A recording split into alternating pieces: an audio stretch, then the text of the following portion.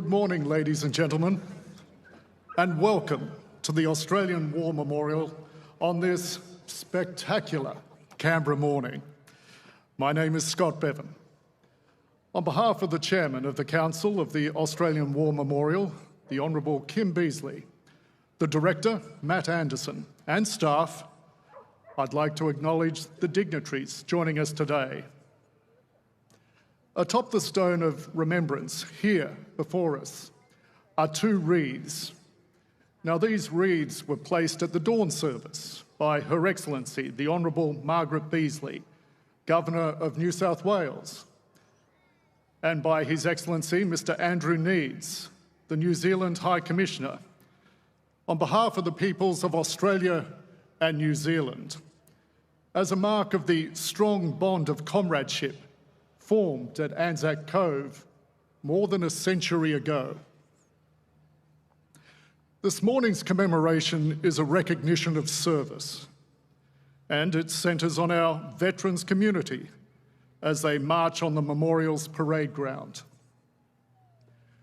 We're also delighted to acknowledge and welcome all of you, the community, families and friends who have turned out today to pay tribute to our veterans.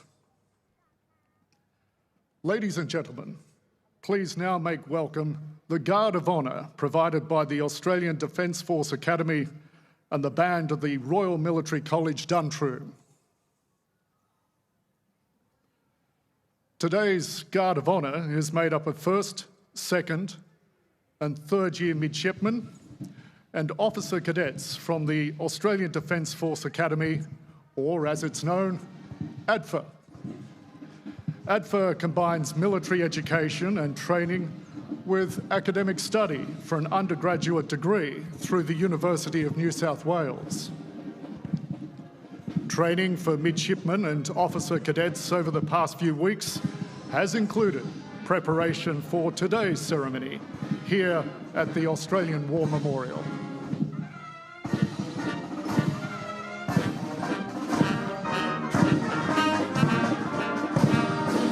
Midshipmen and officer cadets join the Australian Defence Force Academy from right around Australia and overseas, bringing with them a variety of backgrounds, cultures, skills, knowledge and experiences.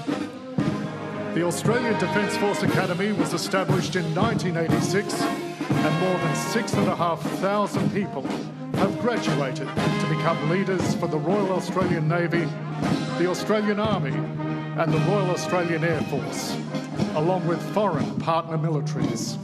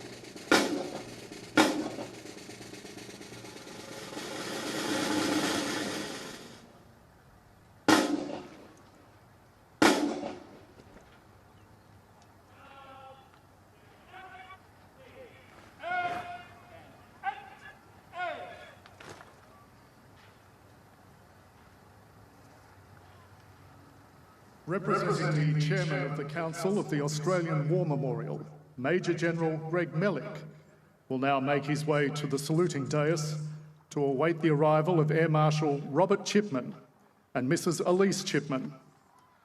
Air Marshal Chipman is representing the Chief of the Defence Force and is today's reviewing officer for the RSL ACT Branch Veterans March.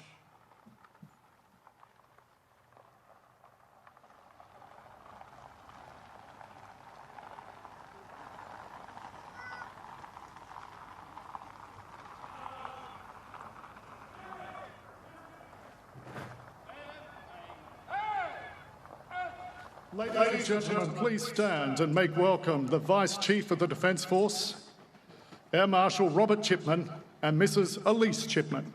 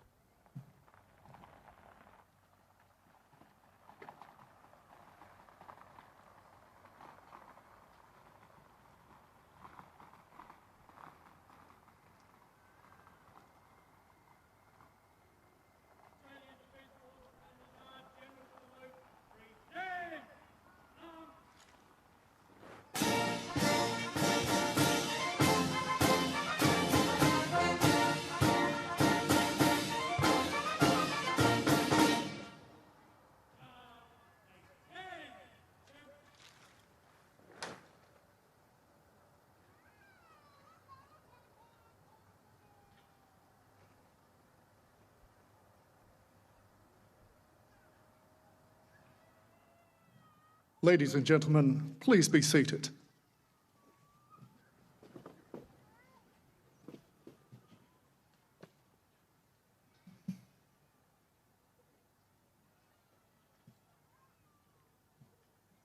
The Guard of Honour, mounted by the Australian Defence Force Academy and the band of the Royal Military College Duntroon, will now leave the parade ground.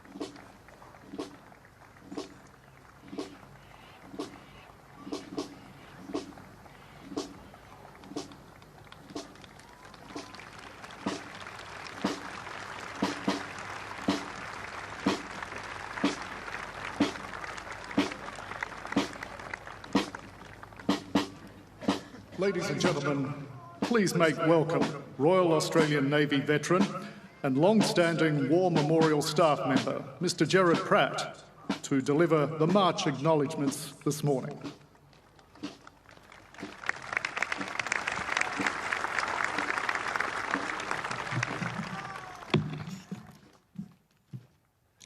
Thank you, Scott.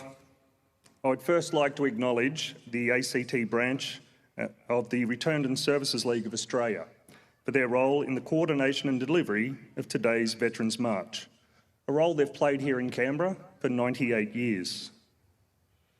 Ladies and gentlemen, with this year marking the 80th anniversary since the end of the Second World War, to signify the start of this year's Anzac Day Veterans March, we will have the pleasure of witnessing a flypast by a Supermarine Spitfire Mark 8. Flying with the Royal Australian Air Force's Heritage No. 100 Squadron, it operates out of the Temora Aviation Museum in New South Wales. No. 100 Squadron operates the Air Force's fleet of heritage aircraft and was reformed in January 2021 to coincide with the Air Force centenary. Over 20,000 Spitfires were built before, during and after the Second World War. This aircraft that will fly past was the last Spitfire acquired by the Royal Australian Air Force and was built in England in 1944. With the Second World War drawing to a close, it was not required for active service but was instead put in service.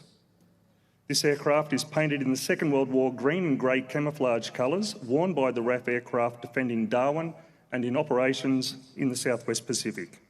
If you look directly down Anzac Parade towards Parliament House, you'll see it's making its way towards us now. As a salute to those who have served, especially our Second World War veterans.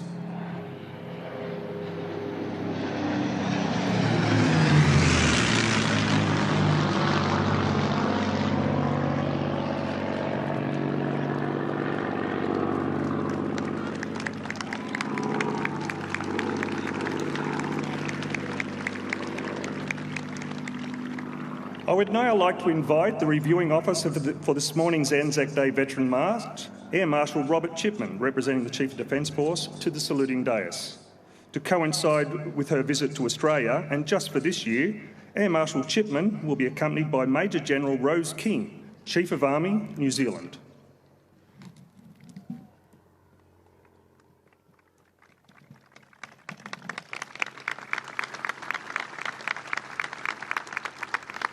Now, it's fitting that we commence this morning's Veterans March with our replica First World War Anzac banner. Commencing in 1914 and continuing into 1918, the First World War saw over 400,000 Australians enlist for service, of which almost 62,000 would pay the ultimate sacrifice. The original banner is held in the Australian War Memorials collection and is thought to have been used in one of the first Anzac Day services held by soldiers fighting during the First World War. Carrying the banner today are Australian Defence Force Academy cadets from Australia and New Zealand, signifying the unity of Anzac. Moving on to the parade ground now is the riderless horse, parading for the first time since 2019 with its saddle stripped and riding boots reversed. This centuries-old tradition at military funerals and memorials, commemorate ceremony signifies the return home of the warrior's charger from the battlefield, his empty saddle showing that his master has fallen in battle. The horse today is a standard bred gelding named Boy, who is trained as a ride and drive artillery draft horse. He is harnessed, ready to be hooked in to a wagon telegraph.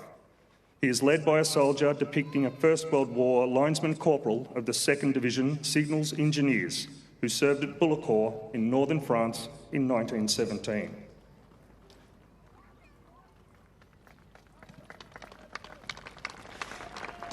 Ladies and gentlemen, under the direction of this morning's parade commander, the 2025 RSL ACT Branch Anzac Day Veterans March will commence.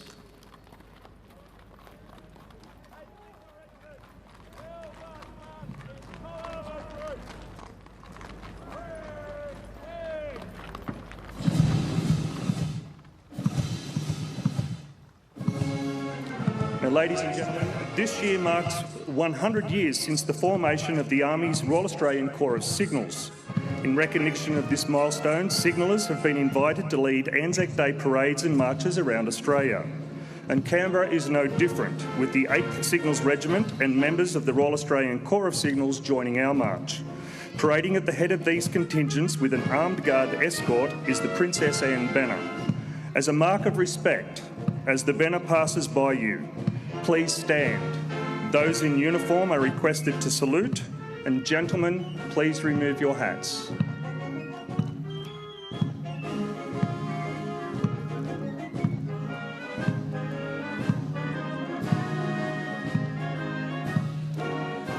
Coming onto the parade ground now is the parade commander for this morning's march, Mr Peter Baldwin, President of the Returned and Services League of Australia ACT branch.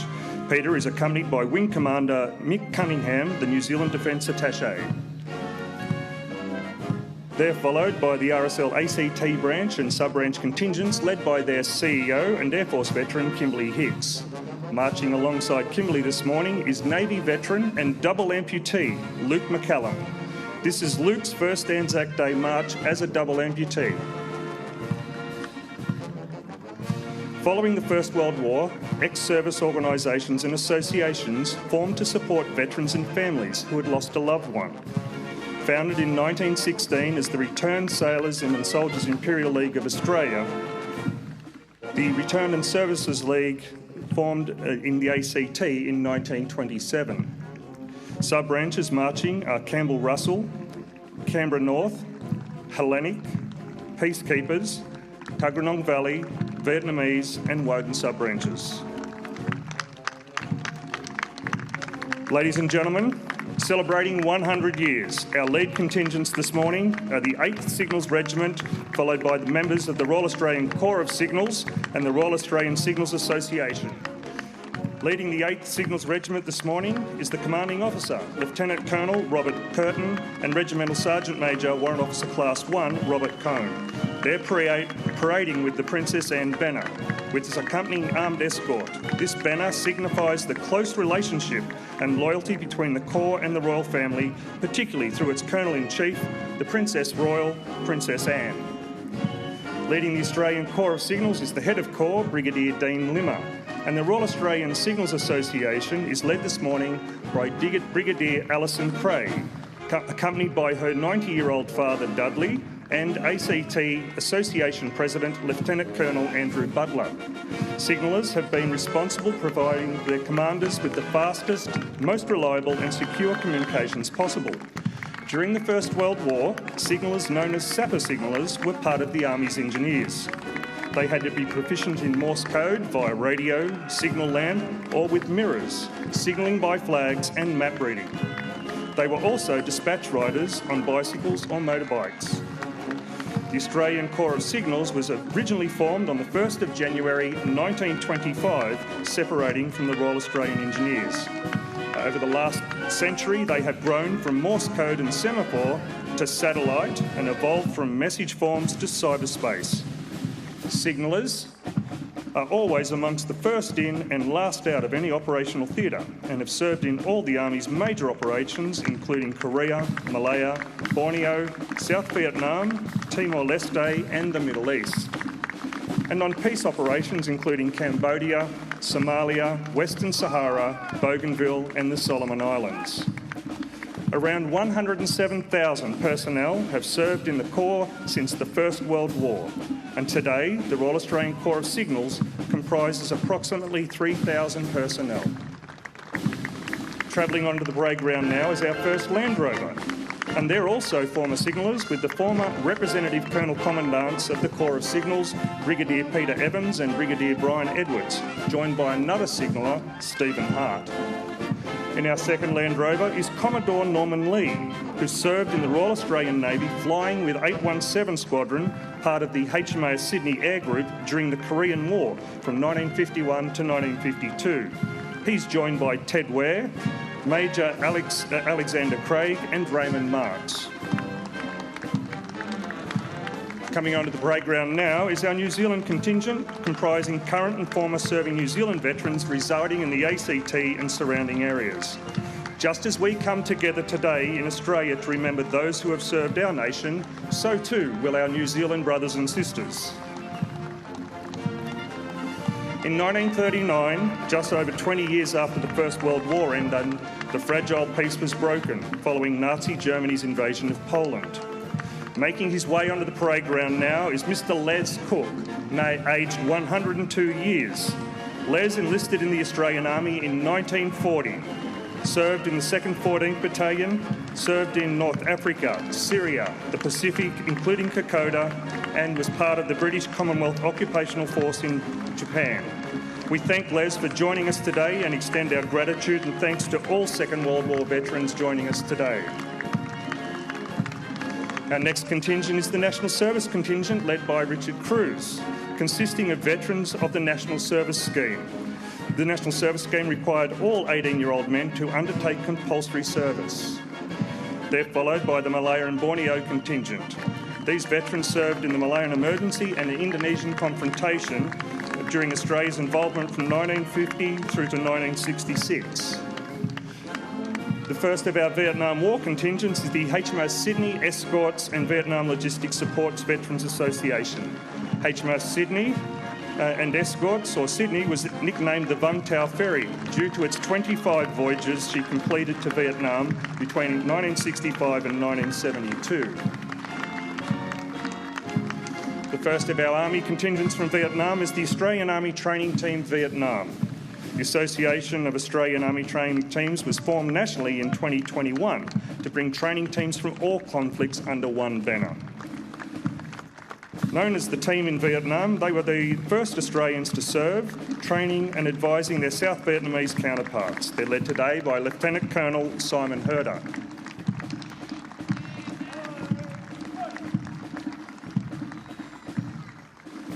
Our next contingent is the 11th Movement Control Group. They first deployed to Vietnam in April 1966 with elements located in Saigon, modern-day Ho Chi Minh City, Nui Dat and Vung Tau. The unit was responsible for the coordination and movement of personnel and freight between Australia and South Vietnam, and then between Vung Tau, Nui Dat and Saigon. The first of our Royal Australian Air Force Vietnam War contingents is No. 2 Squadron. During the Vietnam War, No. 2 Squadron was equipped with Canberra jet bombers, and they were deployed to Vietnam between 1967 and 1971. Over those 5 years, that squadron flew almost 12,000 combat missions. They're followed by No. 9 Squadron. Originally formed during the Second World War, 9 Squadron reformed in 1962 and was equipped with UH-1 Iroquois helicopters, affectionately known as Hueys. 8 Hueys from 9 Squadron landed at the Vung Tau Air Base in June 1966, and for the next 5.5 years provided tactical air transport, medical evacuation and gunship support to the 1st Australian Task Force. They're followed by the Air Force Field Defence Association, led by Arthur Gale. The Airfield Defence Association's members deployed to Vietnam to provide security for RAAF detachments based there. Following the collapse of the South Vietnamese government in 1975, Airfield Defence Guards provided protection for the evacuation of the Australian Embassy on the 25th of April, 50 years ago today. Next, we have the Vietnam Veterans and Veterans Federation, ACT, led by Ward Gainey. This federation formed in 1994 by a handful of Vietnam veterans who regularly got together at the Ainslie Football Club. Now based in Page, the federation is expanded to support not just Vietnam War veterans, but all veterans.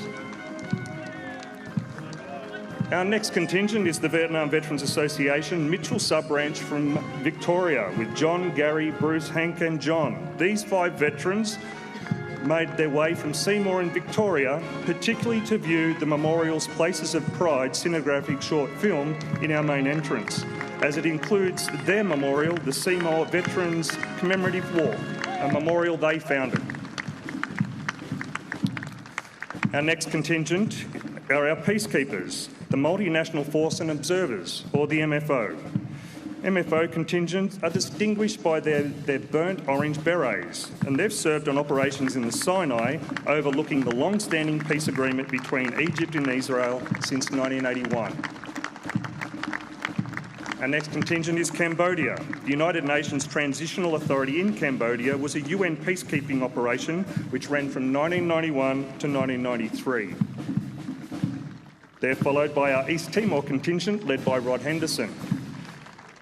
East Timor, or modern-day Timor-Leste, Australians went in 1999 under Interfet, an Australian-led force, to address the humanitarian and security crisis following the UN-sponsored independent referendum.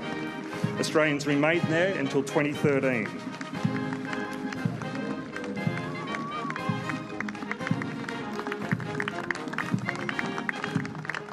They're followed by our Gulf War veterans. Following Iraq's invasion into Kuwait in 1990, Australia joined a coalition force to repel the Iraqi military and enforce sanctions under the auspice of UN Security Council. This conflict ended in 1991. They're followed by Afghanistan veterans. After the terrorist attacks which took place on the 11th of September 2001, the so-called War of Terror started. Veterans marching today include those who served in our longest contingent in Afghanistan. Next, we have the Naval Association of Australia. Forming in 1920, they were originally called the Ex-Navalmen's Association and amalgamated with the China Naval Contingent Association of 1990. The Submarine Association, ACT branch, was originally formed under a Sydney chapter of the Old Submarines Comrades Association in 1935. The submarines have served in the Royal Australian Navy dating back to the First World War. And it's good to see old friend Charlie Marshall marching today. They're followed by the Royal Australian Navy Communications Branch. The association is currently made up of former Royal Australian Navy communicators. Their duties include the provision of long-haul and intership communications through satellite, radio, flashing light, flags or other means. Our next association is the Naval Warfare Officers Association, led this morning by Vice Admiral Chris Ritchie. Naval Warfare Officers Association is comprised of retired and serving naval officers who have either served in or commanded Australian warships. Behind them is the Fleet Air Arm Association. The Navy's Fleet Air Arm was established in 1948 and is based at HMAS Albatross near Nowra in New South Wales. Originally operating from aircraft carriers Sydney and Melbourne, they now operate helicopters from a wide range of vessels. They're followed by the Naval Women's Association, or the RANS, led today by Lieutenant Commander Judith Rowe. Association members include women who served in the RANS from 1941 to 1985, or in the Royal Australian Navy since. The association unites women and develops comradeship. Our next contingent is the 1st Armoured Regiment Association. Formed as a tank unit in the newly created Australian Regular Army in 1949, the regiment subsequently saw active service in Vietnam. Elements of the regiment have also served in East Timor, Iraq and Afghanistan. They're followed by the Royal Australian Artillery Association. The association contingent consists of current serving members posted to units in the Canberra region, as well as ex-service artillery and men and women from the field gunnery, air defence and locating branches of the artillery. Our next contingent is the Royal Australian Engineers Association. This contingent is representative of engineers posted to the ACT. The Royal Australian Engineer Corps are primarily responsible for combat and logistic support engineering and have also had input into aspects of counter-surveillance and nuclear, biological, chemical defence operations.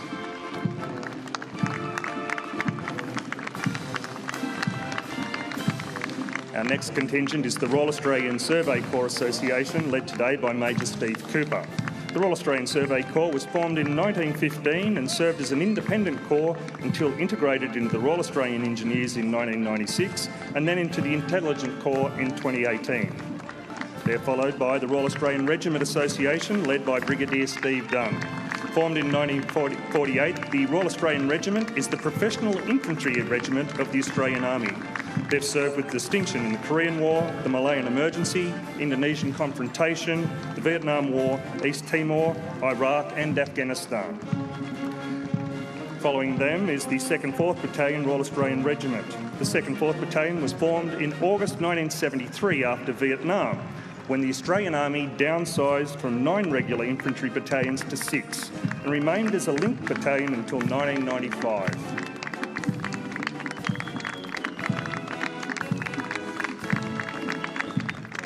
Making their way onto the parade ground now is the Australian Rifle Company Butterworth, 1970 to 1989. Rifle Company Butterworth was the operational deployment of an Australian infantry rifle company to RAAF base Butterworth in Malaysia during the Communist insurgency between 1968 and 1989. Coming onto the parade ground now is the Australian Special Air Services Association.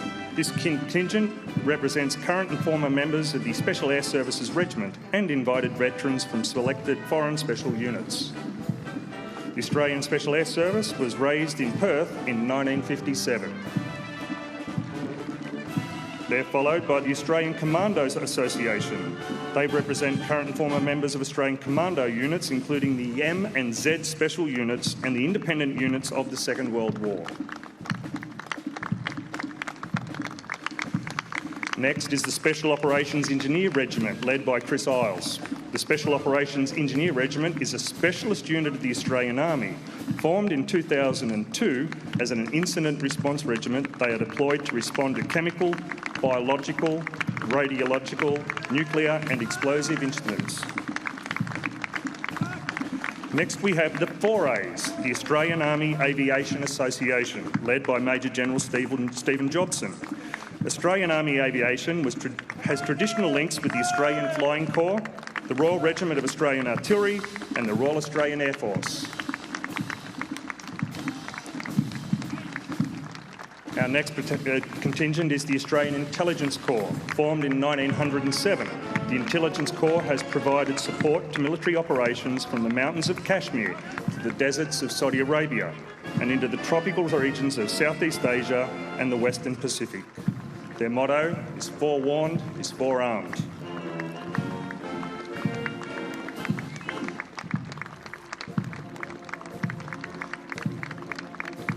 Making their way onto the parade ground now is the Royal Australian Corps of Transport, led by their representative Colonel Commandant Major General David Mulhall. The Royal Australian Corps of Transport was formed in 1973 and was responsible for the movement of the Army, its equipment, personnel, using all modes of transport available in Australia and overseas.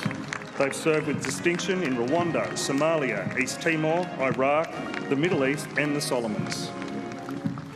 They're followed by the Royal Australian Army Medical Corps Association. Formed in 1902, the Australian Army Medical Corps was first deployed to South Africa as a small detachment of personnel supporting the Australian Commonwealth Horse during the Boer War. Next on is the Australian Army Ordnance Corps. The Royal Australian Army Ordnance Corps can trace its origins to 1902. Since that time, Ordnance Corps personnel have provided the Army's supply, support and personnel services that are essential to sustain every mission.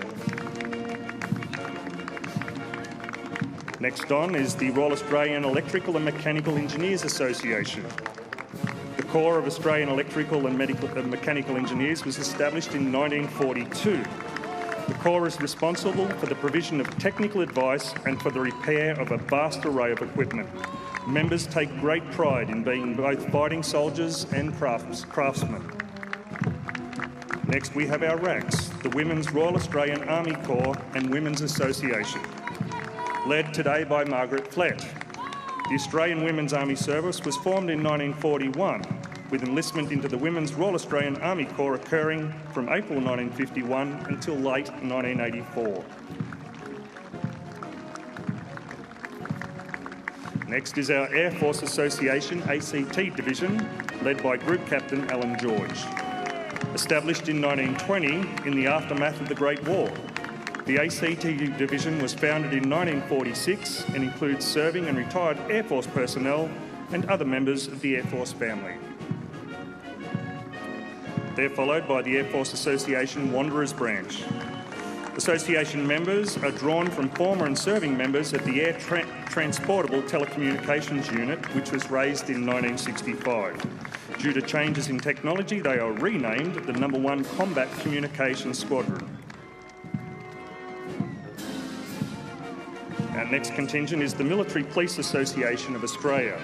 The Military Police Association of Australia was formed in 2004 as a national organisation open to ordinary members of all ranks, including current and former serving members of the Royal Australian Corps of Military Police, both part and full-time.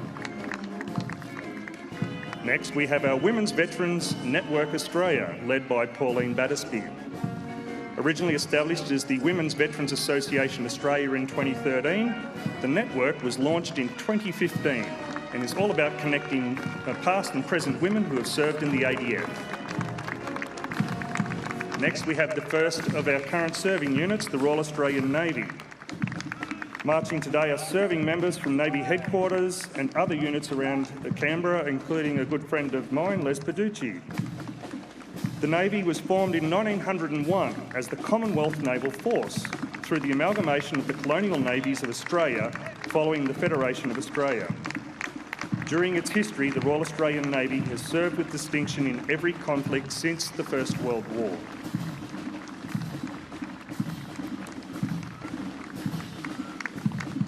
Coming onto the parade ground now is the 1st 19th Battalion Royal New South Wales Regiment. 1st 19th Battalion, the Royal New South Wales Regiment, is an infantry battalion of the Australian Army. It's one of 4 battalions of the Royal New South Wales Regiment and is currently a reserve unit attached to the 5th Brigade of the 2nd Division.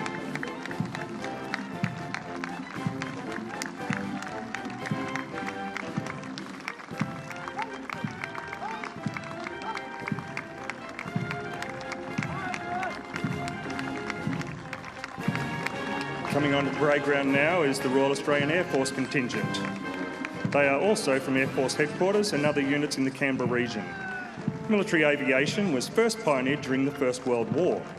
Late in that war, some nations formed specialist air forces. Great Britain formed the Royal Australian Air Force in 1918, and in 1920, remnants of the Australian Flying Corps became the Australian Air Corps, which in turn became the Royal Australian Air Force on the 13th of August 1921. Our next contingent is the Australian Defence Force Nursing Contingent, led by Captain John Kennedy.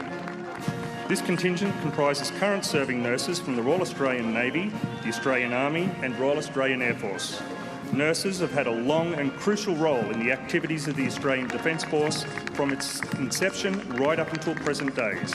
In virtually every combat, peacekeeping and humanitarian operation that Australia has been involved in, nurses have played a critical role. Our next contingent are the Australian Civilian Peacekeepers and Peacemakers, led by David Windsor. Australian civilians have served on operational deployments since the Second World War. Men and women from the Department of Defence, Foreign Affairs and Trade, Federal Police, Border Force and other agencies serve with the ADF, monitoring elections, observing peace operations and conducting other roles in support of missions and diplomatic objectives. They're followed by the Salvation Army Red Shield Defence Services, led by Major Kenneth Dallimore. From the earliest years of Australia's military involvement, including on Gallipoli to recent operations, the Salvation Army has deployed with defence personnel. We now move into the first of our international contingents, being the Allied Forces Australian-American Association Canberra Division. This contingent consists of serving Americans posted to Canberra in various capacities, as well as retired and former military veterans now living in Australia. They march in recognition of the strong ties between our two nations.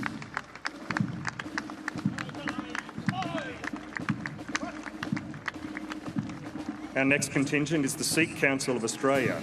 Sikh soldiers from Punjab and Australia have served in our uniform or alongside us since the First World War, including on Gallipoli in the Jacob and Mohawk mountain gun batteries.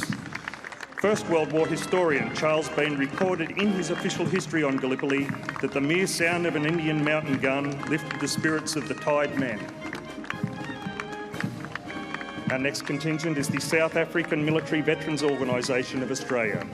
During the First World War, South Africans fought against the Germans, Turks and Senezi. They also served alongside Australian soldiers in the Second World War and in the Korean War. Our next contingent are relatives of veterans.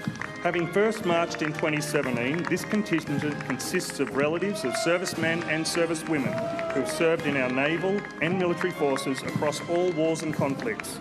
Those who have registered today do so in honour of their family members who have served in the First World War and in the Second World War, in particular the Rats of Tobruk.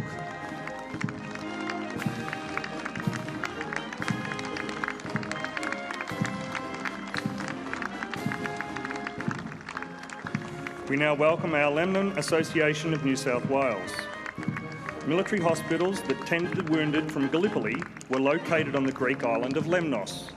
A Commonwealth War cemetery was established on the island and is the final resting place of approximately 800 war dead.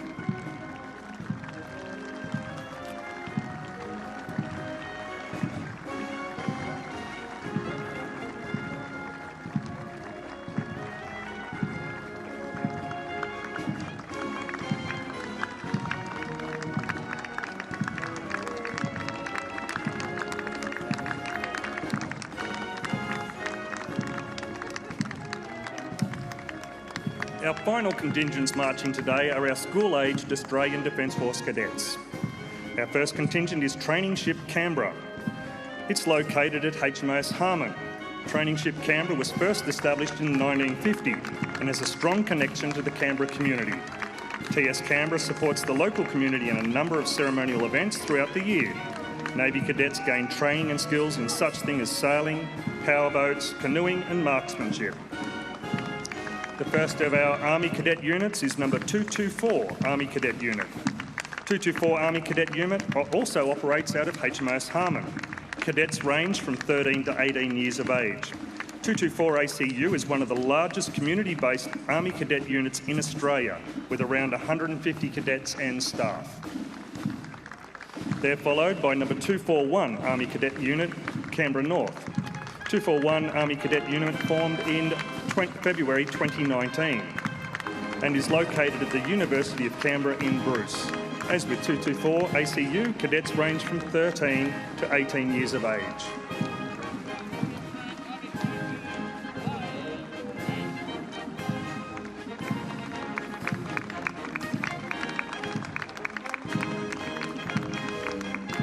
Coming onto the parade ground now is our Air Force Cadet units, consisting of number 315 Squadron, number 327 Squadron and number 334 Squadron. These squadrons, 315 and 327, 315 and 334 are both based at HMAS Harmon, with 327 parading at Gungahlin. As a youth-orientated organisation, the Australian Air Force Cadets provide opportunities for cadets to participate in activities such as flying, fieldcraft, drill and ceremonial. In doing so, the cadets develop valuable life skills including leadership, self-resilience, teamwork and communications.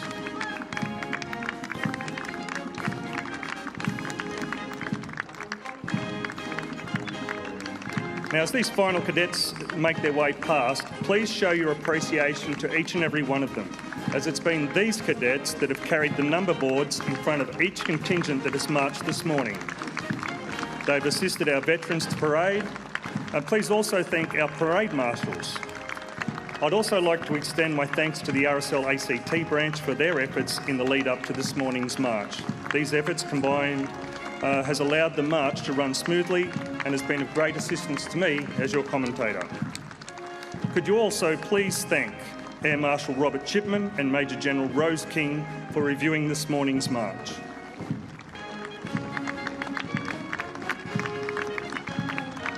On behalf of all the veterans and families, could you also convey your thanks and appreciation to the band of the Royal Military College Duntroon, who have played continuously throughout the march.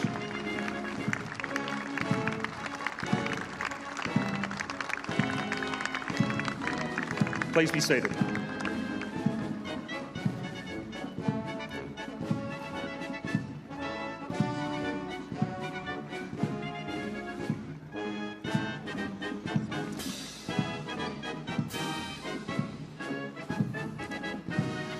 Now, before I conclude this morning, I'd also like to acknowledge the many veterans who chose not to march today, but still joined us. Your presence alone speaks volumes.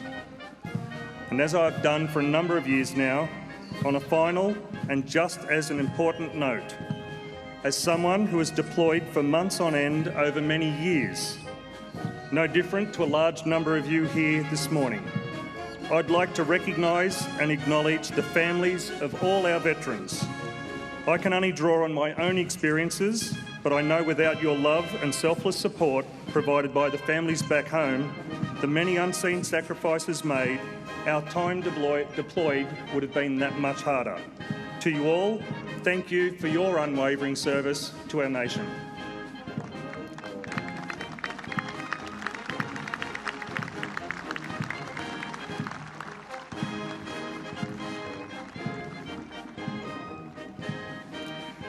Ladies and gentlemen, it's been my great privilege to once again provide the commentary for this morning's RSL ACT branch Anzac Day Veterans March, and to once again welcome and acknowledge our veterans, families and friends to the parade ground.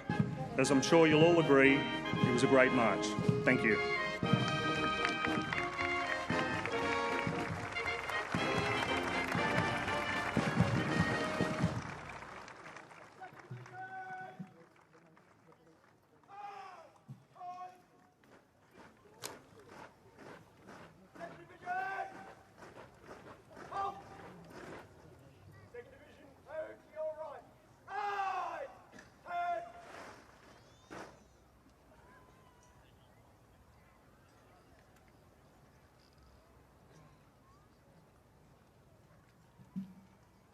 Thank you, Gerard, for your commentary, and a special thank you to the many veterans and representatives who have chosen to march here today at the Australian War Memorial.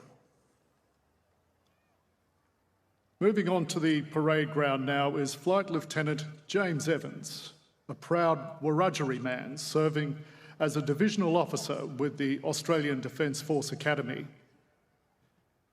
His tribute acknowledges the proud service of Aboriginal and Torres Strait Islander peoples who have taken part in the defence of Australia, part of a long and ongoing tradition of defending country.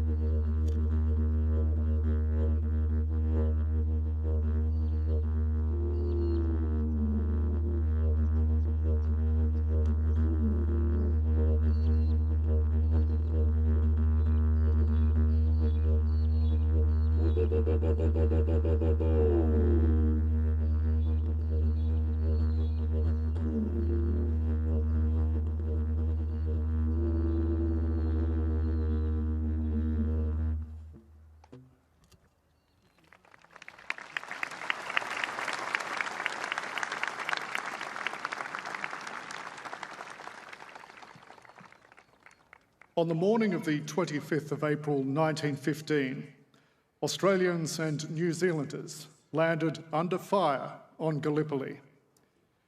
It was then, and in the battles which followed, that the Anzac tradition was formed, and the bond within which Australia and New Zealand now live was forged.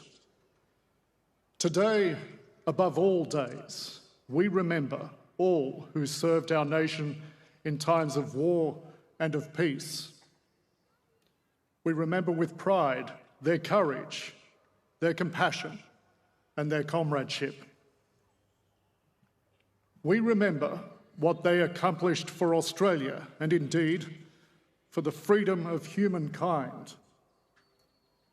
We honour those who died or were disabled in the tragedy of war. Their stories are part of our nation's history. We also acknowledge and grieve for their families.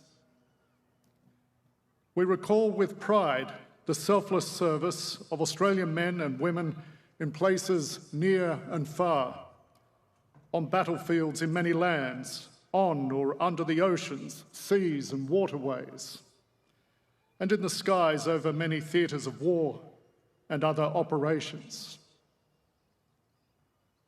We remember those who suffered as prisoners of war and those who died in captivity. We remember staunch friends and allies, those who have served our nation have bequeathed us a great legacy. May we and the generations to come prove worthy of their sacrifice.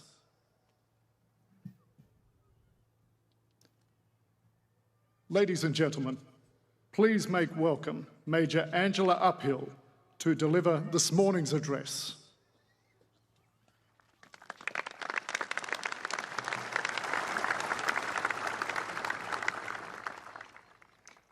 Good morning.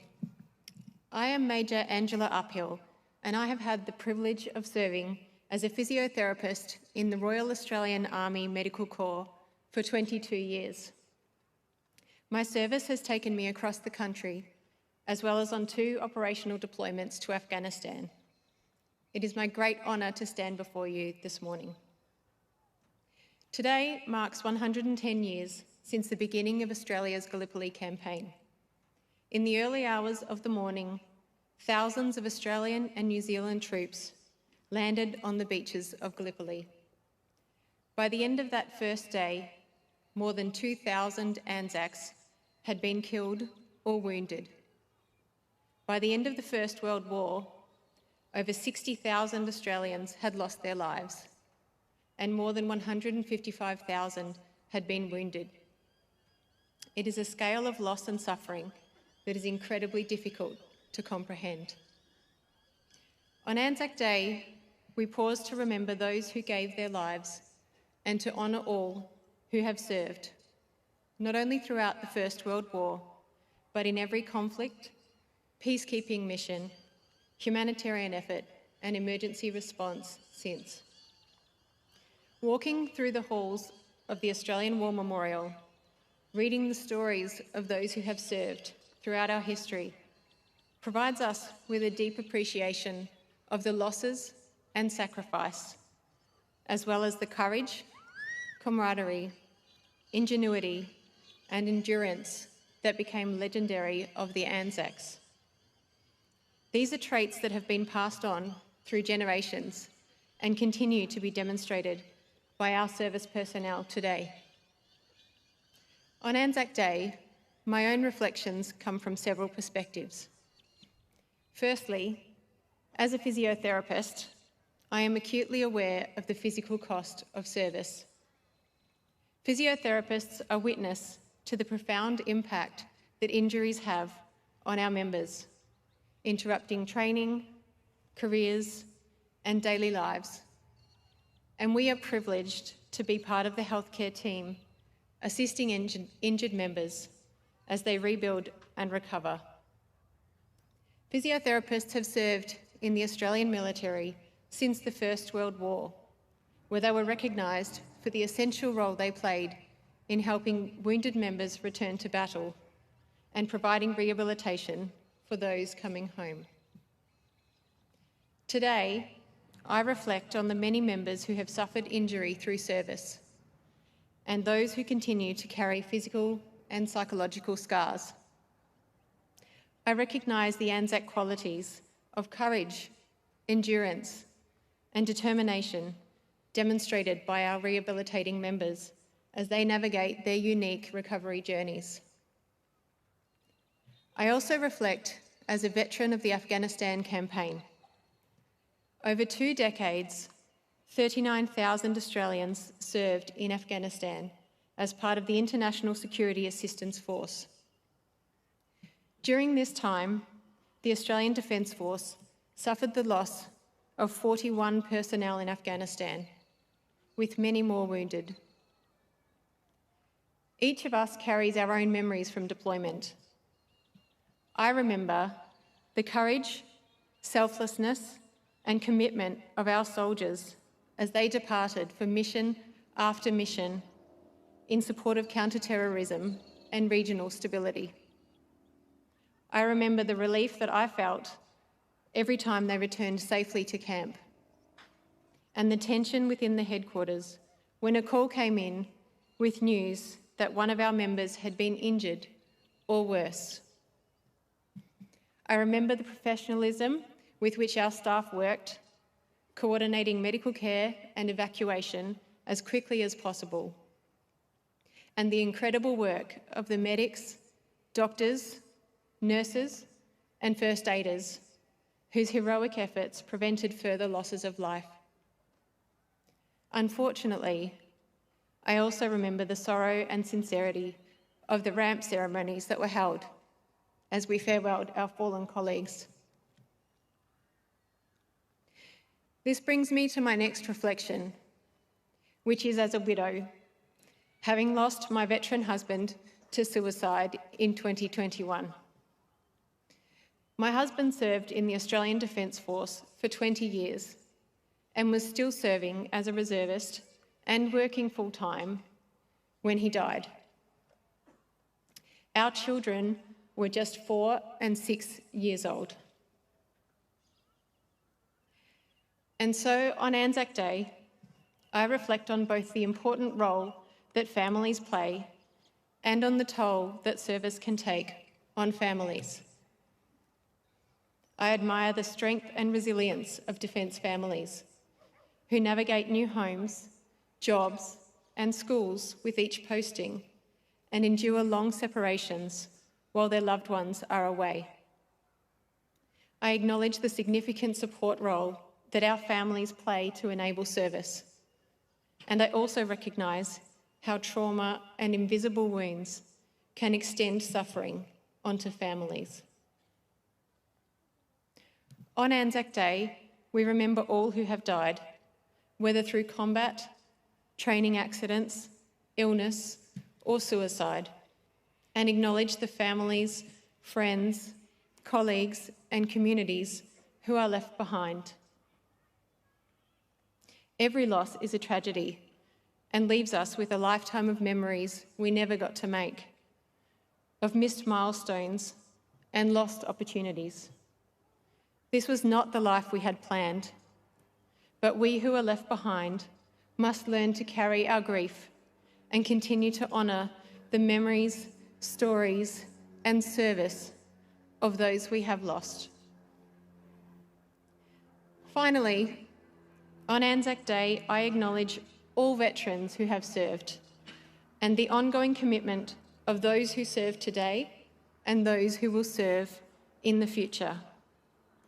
As an Australian and as a parent, I am deeply grateful for the men and women who train and prepare in countless roles across our Defence Force to be ready to respond, to protect our nation and our way of life, so that all Australians can live in peace.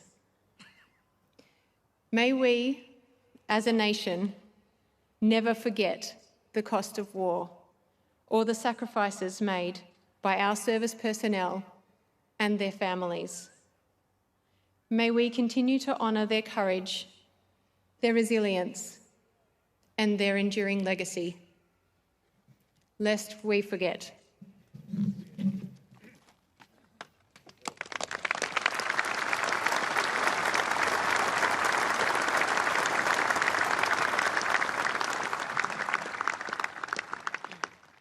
Major Uphill, thank you for sharing those moving insights and experiences. Across the generations, music has touched, moved, connected, and inspired us. It can bring people together. It can bridge divides, and most certainly, it can lift our spirit. As we continue to recognise our veterans and their families this morning, please enjoy the band of the Royal Military College Duntroon as they perform I Am My Country.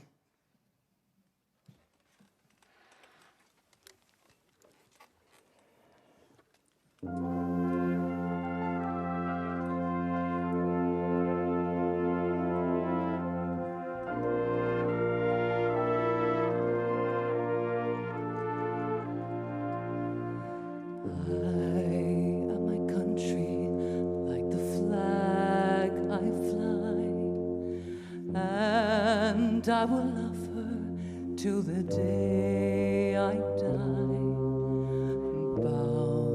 to each other we will always be. I am my country for eternity.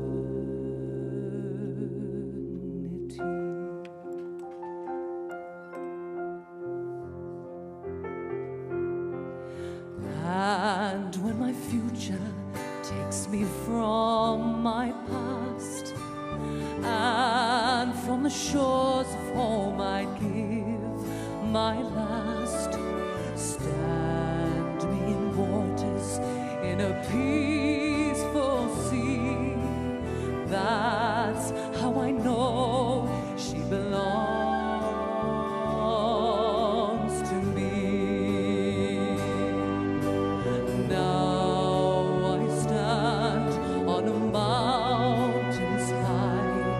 I belong to her. I belong to her. And let no man ever doubt that I am hers till the day I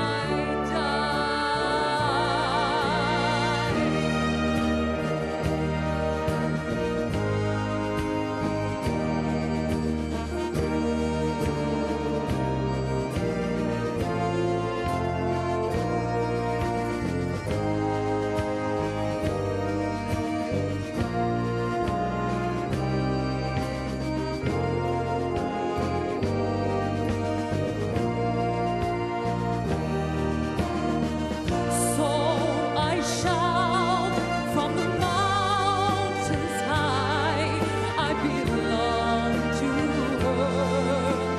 I belong to her, and let no man ever tell that I am hers till the day I die. I am my country like the flag I fly, and I will love her till the day I die. Bound to each other we will always be. I am my country for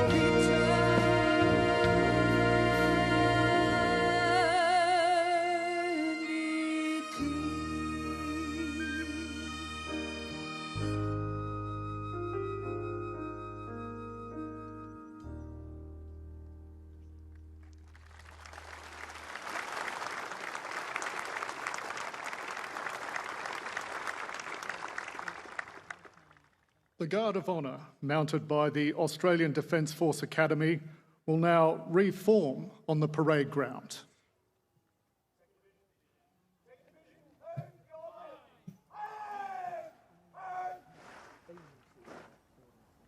Australian Defence Force Academy Guard, by the right, whee!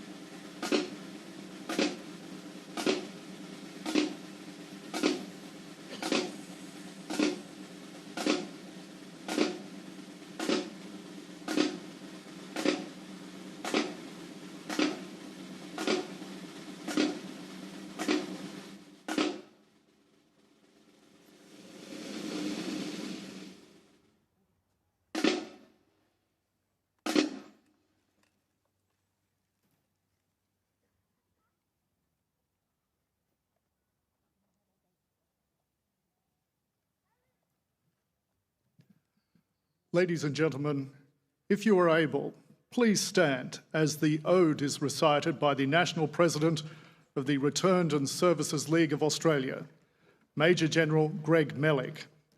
The ode will be followed by the last post, a minute's silence, and the rouse.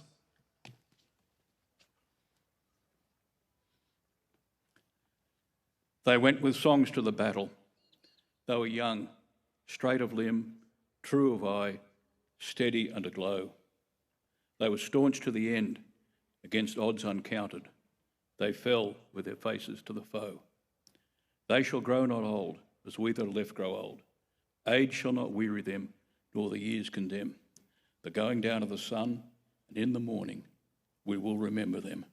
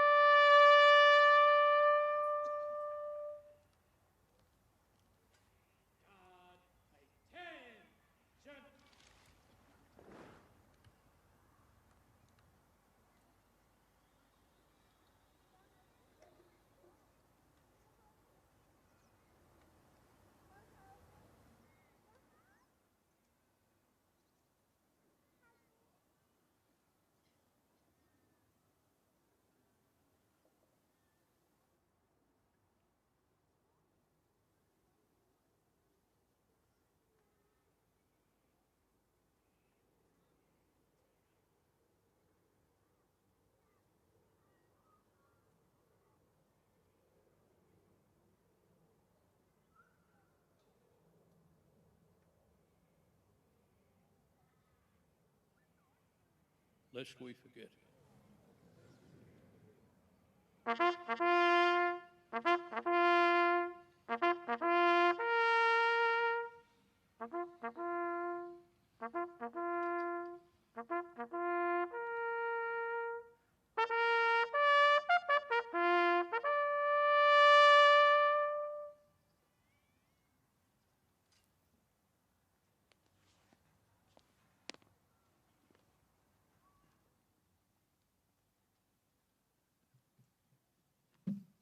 Ladies and gentlemen, please remain standing for the national anthems of New Zealand and Australia.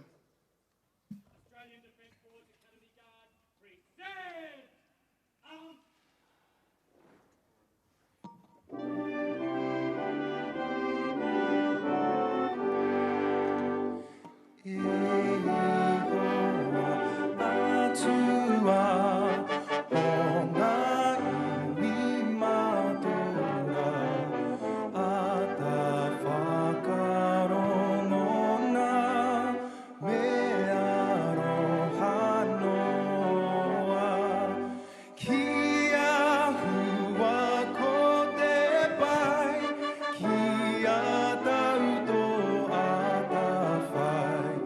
Ma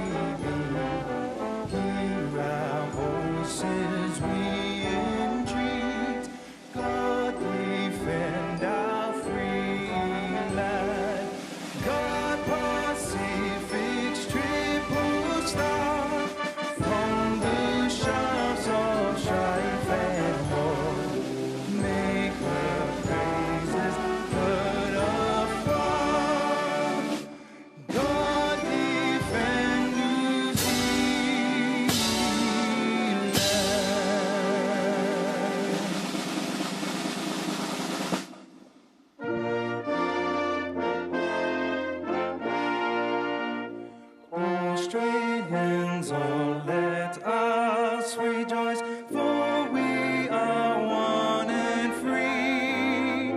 We've golden soil and wealth for toil, our home is girt by sea. Our land abounds in nature's gifts, all beauty rich and rare.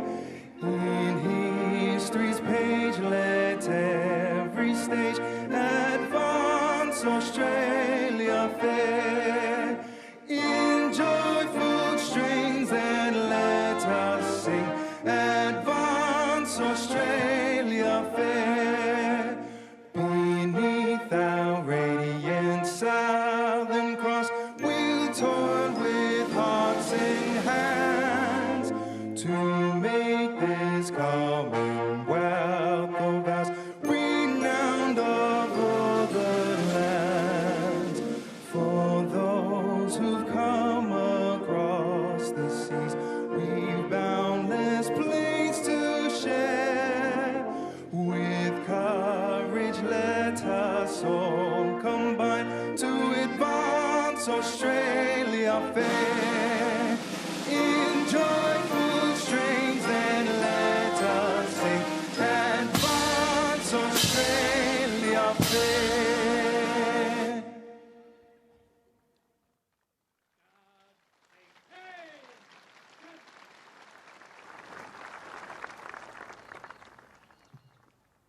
Ladies and gentlemen, please be seated.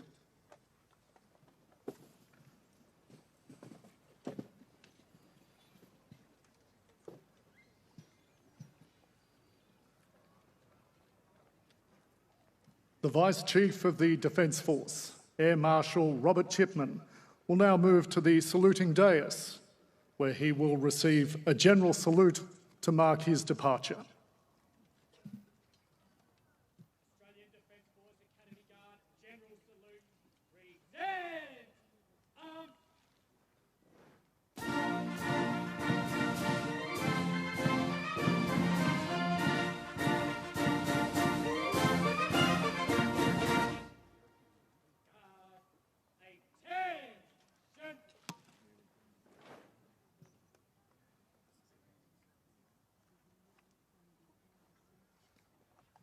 Senator the Honourable Katie Gallagher, the Honourable Barnaby Joyce, Air Marshal Robert Chipman, Major Angela Uphill, Major General Greg Mellick, Mr Matt Anderson and their partners will now move to the Hall of Memory, where they will place floral tributes on the tomb of the unknown Australian soldier.